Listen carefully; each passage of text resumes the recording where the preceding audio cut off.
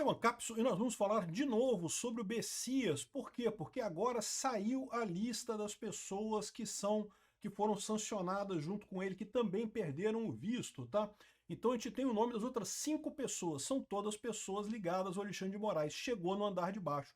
O que eu falei no meu primeiro vídeo era exatamente o que eles fizeram, eles pegaram o pessoal de baixo, mas ao contrário do que eu falei naquele vídeo, não tem a ver diretamente com Eduardo Bolsonaro ou qualquer coisa desse tipo, e sim é continuidade da política de sancionar as pessoas envolvidas no, entre aspas, processo do, entre aspas, golpe do Alexandre de Moraes, que prendeu o Bolsonaro sem nenhuma lógica, né? Vamos entender esse caso aqui, quem são essas pessoas e qual é a ligação delas nesse caso. São todas ligadas ao Alexandre de Moraes. Essa notícia foi sugerida por Efeito Streisand da Piada do Coelhinho, King Bear Robot e várias outras pessoas. Obrigado aí ao pessoal que sugeriu notícias lá no nosso site, no visãolibertaria.com. E obrigado a você que está assistindo o nosso vídeo. Se você gosta do nosso conteúdo, por favor, deixe o seu like e se inscreva aqui no canal, né?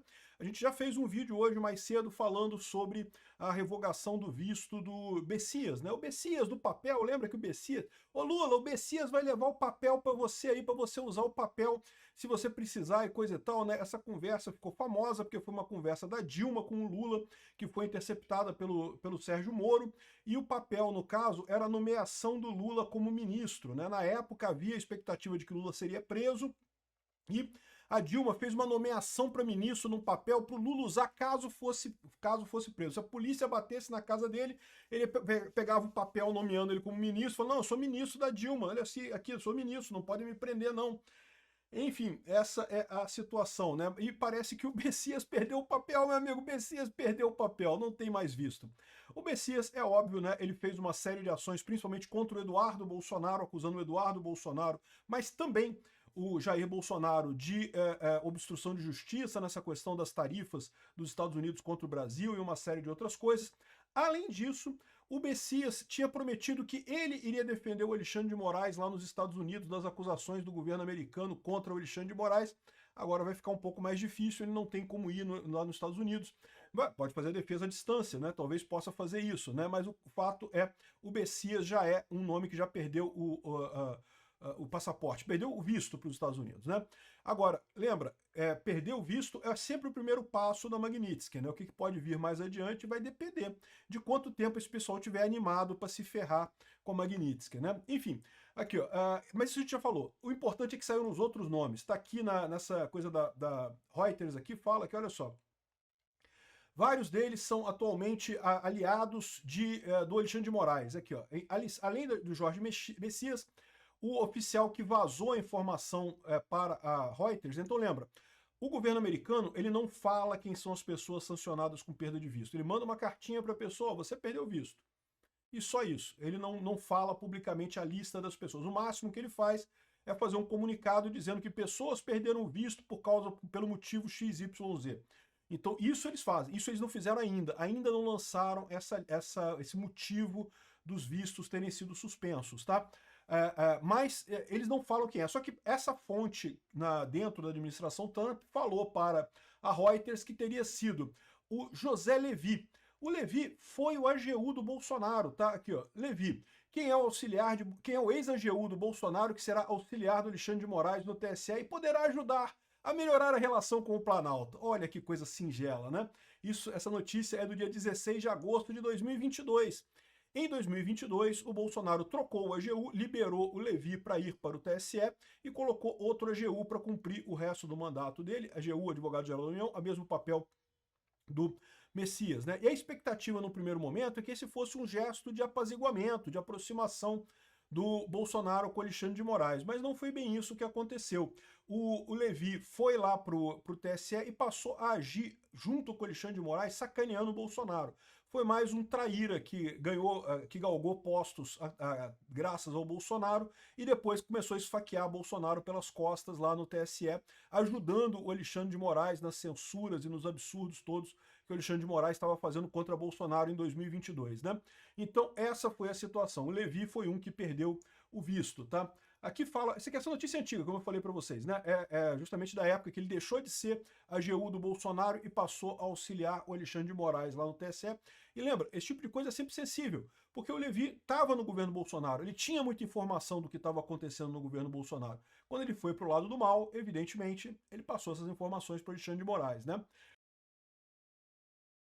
Outro que foi, missão dada é missão cumprida, meu amigo, missão dada é missão cumprida, o senhor Benedito Gonçalves, que foi o relator da ação que tornou Bolsonaro inelegível no TSE.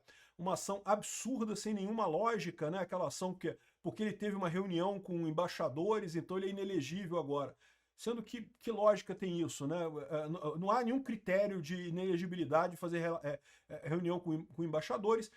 O que dá inelegibilidade é se você faz uma ação que te dá uma vantagem desproporcional na eleição. Você acha que alguma pessoa votou a mais no Bolsonaro ou a menos no Bolsonaro porque ele se reuniu com embaixadores? Isso não tem lógica nenhuma. Embaixadores são pouquíssimos e os embaixadores nem votam. Então não tem nenhuma lógica esse tipo de coisa, né? No entanto, Bolsonaro perdeu, ele foi declarado inelegível, né? Ele perdeu a elegibilidade dele pelo missão dada e missão cumprida, exatamente por essa situação, né? Depois ele perdeu de novo por causa da manifestação do 7 de setembro, sendo que o Bolsonaro tomou o maior cuidado de não pedir voto, de não fazer nada. Foi só uma manifestação muito grande do 7 de setembro de 2022 também. Eu lembro, eu estava lá. Enfim, o Benedito Gonçalves é mais um que perdeu o seu visto, né? E você sabe que, pelo menos no caso das outras pessoas que perderam o visto, a perda de visto é extensiva à família, né?